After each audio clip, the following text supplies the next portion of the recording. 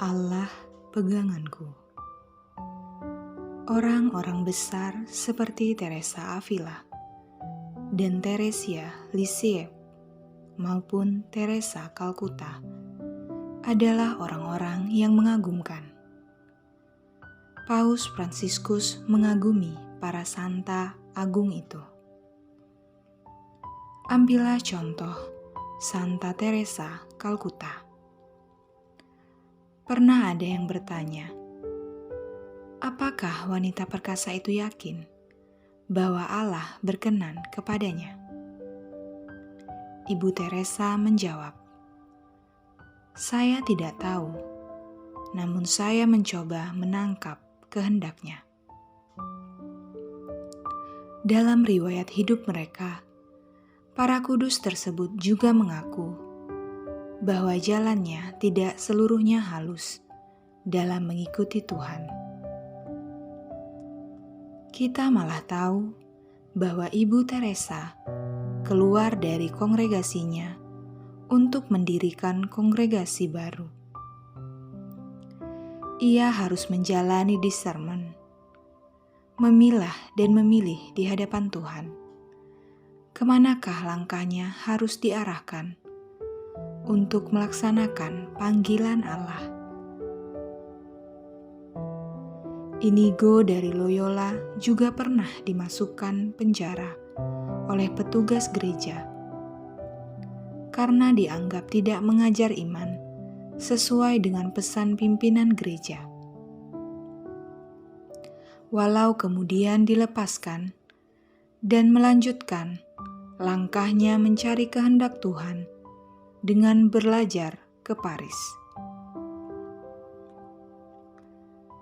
Kitab Kebijaksanaan memperlihatkan suatu kondisi ketika seseorang yang dalam Perjanjian Lama dipandang sebagai utusan suci, namun memang tidak begitu saja dipercaya oleh beberapa orang yang menyaksikannya.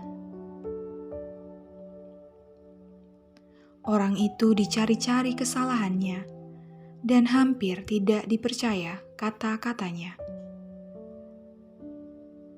Bagaimanapun juga, pedoman hidup utusan Tuhan memang hanya kehendak Allah. Refleksi kita. Mohonlah Roh Allah agar senantiasa setia mencari kehendak Allah. Dalam pada itu, Inigo dari Loyola kerap terpesona pada Yohanes, yang disebut murid yang dicintai Tuhan. Sebab murid ini merendahkan diri untuk mendalami hati Tuhan Yesus, untuk merasa-rasakan kehendak Bapa.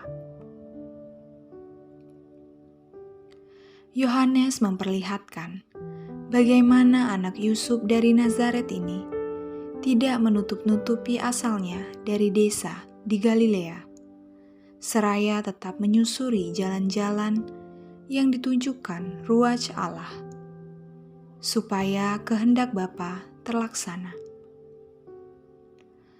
Guru Nazaret ini benar-benar berpedoman hanya pada kehendak Allah. Ia menghendaki agar para muridnya menggunakan pengarahan hidup yang sama, bukannya suara orang sana-sini. Ignatius dari Loyola mensyukuri bahwa diangkat menjadi sahabat oleh Yesus, sehingga menjadikan ketaatan kepada Tuhan sebagai kompas hidupnya.